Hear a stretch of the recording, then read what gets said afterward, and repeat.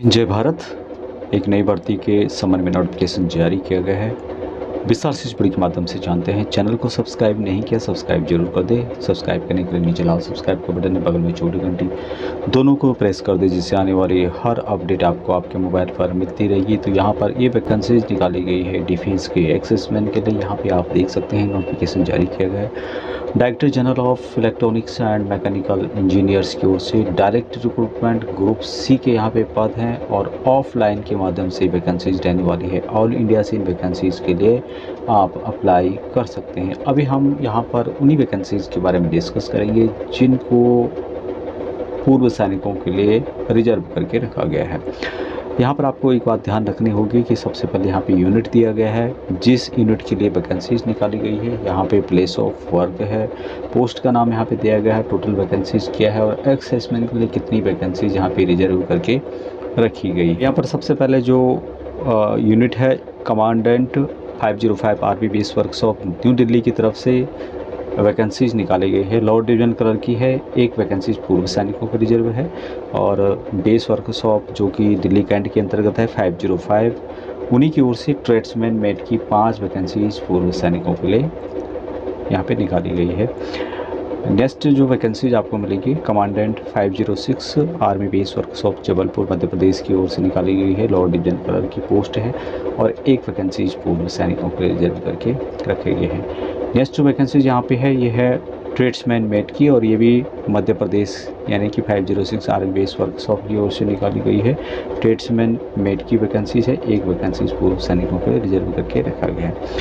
Next vacancies commandant 509 army base workshop Agra Uttar Pradesh की ओर से निकाली गई है और यहाँ पर जो वैकेंसीज आपको मिलेगी ये है टेलीकॉम मैकेनिक हाईली स्किल्ड, एक वैकेंसीज पूर्व सैनिकों के लिए रिजर्व करके रखे गए हैं।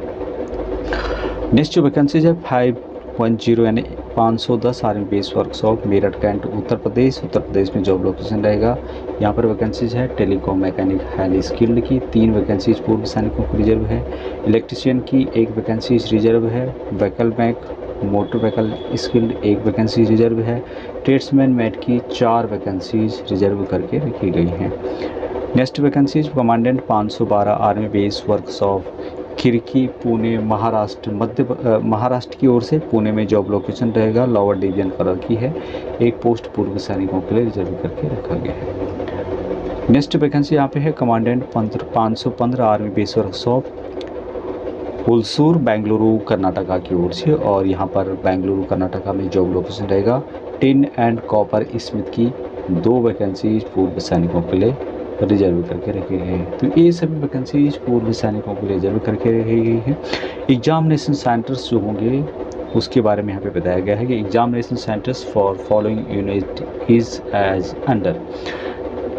115 फील्ड वर्कशॉप कंपनी के बारे में यहाँ पे बताया गया है। Engineer static workshop, RT static workshop. तो यहाँ पर देख सकते हैं आप लोग एग्जामिनेशन सेंटर्स यहाँ पे रहने वाले हैं, जिसकी डिटेल्स यहाँ पे बताई गई है और इनके बारे में इम्पोर्टेंट यहाँ पे बताया गया है कि for balance unit the postal address given at column A of paragraph 1 will be the examination centre. यानी कुछ यहाँ पे बताए गए हैं, कुछ आपको पैराग्राफ 1 में जो कॉलम ए है उसमें देखने को मिलेंगे। जानते हैं एजुकेशन क्वालिफिकेशन क्या क्या रखा गया है। सबसे पहले जो पोस्ट है इलेक्ट्रीशियन की है, इसके लिए 10+2 विद ITI आपके पास होना चाहिए रिस्पेक्टिव ट्रेड में। यदि आपके पास ये नहीं है तो आर्मर्ड फोर्सेस के लिए यहाँ पे स्पेशली मेंशन किया गया armoured forces personal assistant from the appropriate trade and minimum ये ग्रेड 1 यानी कि क्लास 1 आपके पास होनी चाहिए। यही qualification same telecom mechanic highly skill के लिए भी रखा गया है। दूसरी जो पोस्ट है यहाँ पे मैकेनिक और यह है vehicle mech armoured fighting vehicle के लिए 10+2 with ITI in motor mechanic trade में आपके पास होना चाहिए। और आर्मर्ड फोर्सेस पर्सनल के लिए क्लास 1 होना चाहिए, ग्रेड 1 होना चाहिए संबंधित ट्रेड में। नेक्स्ट वैकेंसी यहाँ पे टिन एंड कॉपर स्किल, इसके लिए भी ITI होना चाहिए। आर्मर्ड फोर्सेस के लिए क्लास 1 होना चाहिए संबंधित ट्रेड में। लोअर डिवीजन कलर के लिए 10+2 एजुकेशन आपका होना चाहिए और टाइपिंग स्पीड 35 पर मिनट इंग्लिश टाइपिंग होनी चाहिए कंप्यूटर में और 30 वर्ड पर मिनट हिंदी में टाइपिंग आपकी होनी चाहिए कम से कम। नेक्स्ट पोस्ट है यहाँ पे ट्रेडमैन मेट, और इसके लिए मात्र 10वीं पास होना चाहिए। मात्र 10वीं पास वाले इन वैकेंसीज के लिए एप्लीकेबल रहेंगे। पे स्केल का डिटेल यहाँ पे दिया गया है, जो आप यहाँ पर देख पा रहे होंगे। 7th पे कमीशन के अंतर्गत कितनी सैलरी यहाँ पर दी जाएगी। उसके अलावा जो भी भत्ते सेंट्रल गवर्नमेंट की तरफ से टाइम टू टाइम दिए जाते हैं या परमानेंट होते हैं, वो यहाँ पर दिए जाएंगे। इन वैकेंसीज़ के लिए एज 18 से 25 और 18 से 30 साल भी रखी गई है। कुछ पोस्ट के लिए 30 साल है, बाकियों के लिए 25 साल रखी गई है। Assessment for assessment resulted age after detection period of service from actual age should not exceed prescribed age limit by more than 3 year. तो यहाँ पर कैलकुलेशन जो भी सेंट्रल गवर्नमेंट की वैकेंसीज होती है उसी तरह से यहाँ पे होगा। जो आपकी एज है उसमें से जितनी आपने सर्विस की उसको माइनस करने के बाद 3 साल और आपको माइनस करना है। ये जनरल के लिए मैं यहाँ पर बता रहा हूँ। और कैलकुलेट करने के बाद जो यहाँ पर मैक्सिमम एज जिस स्टेट में बताई हुई है 25 साल या 30 साल, उससे ज़्यादा आपकी एज नहीं होनी चाहिए। अब यहाँ पर हाउ टू अप्लाई, किस तरह से आपको अप्लाई करना है। Candidate to forward application as per prescribed format given in the advertisement along with the self-addressed envelope size 10.5 cm to 25 cm with the postal stamp of ₹5 properly sealed in envelope to the address mentioned against the post applied for through ordinary post।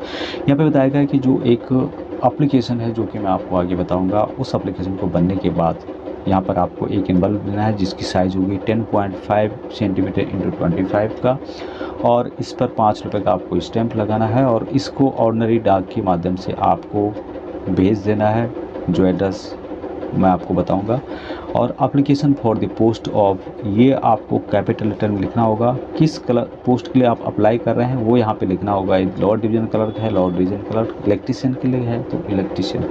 इस तरह से आपको apply करना है। और ध्यान रखना होगा आपको कि last date for receipt of application is 21 days including Sunday and holiday from the date of publication of the advertisement, यानी कि 21 दिन के अंदर आपका एप्लीकेशन जो संबंधित एड्रेस दिया गया है उस एड्रेस पर पहुंच जाना चाहिए। और जो भी आसाम, मेघालय, अरुणाचल प्रदेश, मिजोरम, मणिपुर, नागालैंड, त्रिपुरा, सिक्किम, लद्दाख रीजन, जम्मू कश्मीर और जो डिस्ट्रिक्ट चंबा वगैरह हिमाचल प्रदेश के कुछ एरियाज़ हैं, लक्षद्वीप है, तो उनके लिए यहाँ पे 28 दिन रखा गया है। और ध्यान रहे कि इसका जो अप्लाई करने का टाइम है वह शुरू हो चुका है और 9 जनवरी 2025 तक आपका एप्लीकेशन संबंधित जो एड्रेस दिया गया है उस एड्रेस तक पहुँच जाना चाहिए।